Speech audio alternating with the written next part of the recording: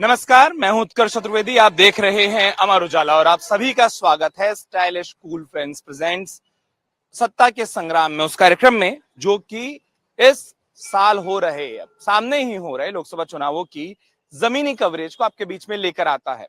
अमर उजाला उत्तर प्रदेश की सभी लोकसभा सीटों पर और साथ में देश के अन्य राज्यों की अलग अलग लोकसभा सीटों पर जाकर ये जानना चाह रहा है आप लोगों के जरिए कि आखिरकार आपके मुद्दे, आपकी राय और आप क्या सोच रहे हैं। लोकसभा का चुनाव, ये सत्ता का संग्राम आखिरकार किस ओर जा रहा है। और आज मैं पहुंचा हूं, ये जो सुबह हो रही है, जो शुरुआत हो रही है, ये उत्तर प्रदेश की एक ऐसी सीट से हो रही है जिसे पश्चिमी उत्तर प्रदेश के लिए बेहद महत्वपूर्ण माना जाता है।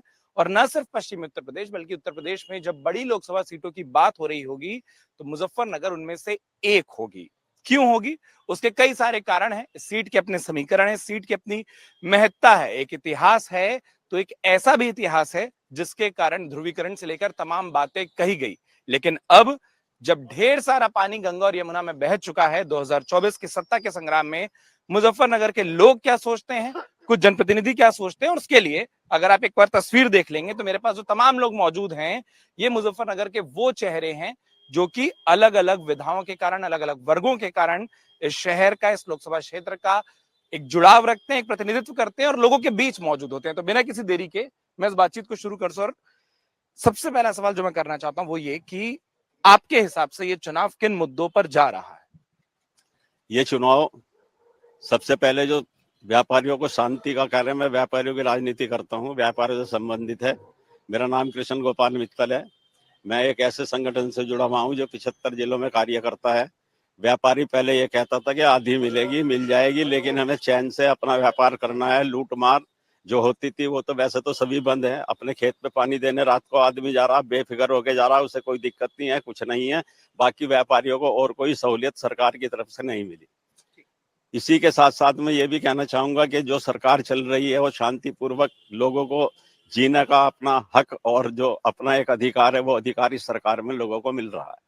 जो कृष्ण जी आप कह रहे हैं उससे जो मैं समझ पा रहा हूं, और आप में से जो सहमत हो बताइएगा कि जिस सरकार की आप बात कर रहे हैं वो राज्य सरकार है। क्या राज्य सरकार के कामों का असर लोकसभा चुनाव पर है, वो दिखाई दे रहा है? बिल्कुल है।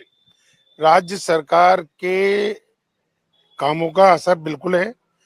यूपी में यदि बीजेपी लीड कर रही है और 400 पार का मोदी जी का सपना पूरा होगा तो केवल इसी कारण से होगा कि उत्तर प्रदेश का मैसेज पूरे देश में पहुंचा है, पूरे विश्व में पहुंचा है।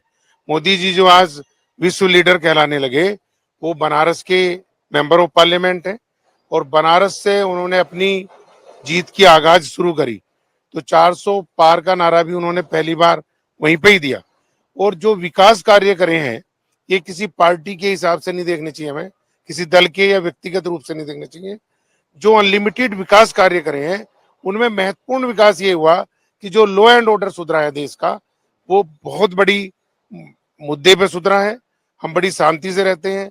पुरानी बात याद आते हैं तो कई बार सोते सोते भी उठ जाते हैं, यार कितनी दिक्कतें थी, आज बड़ी शांति है, बड़ा राहत है।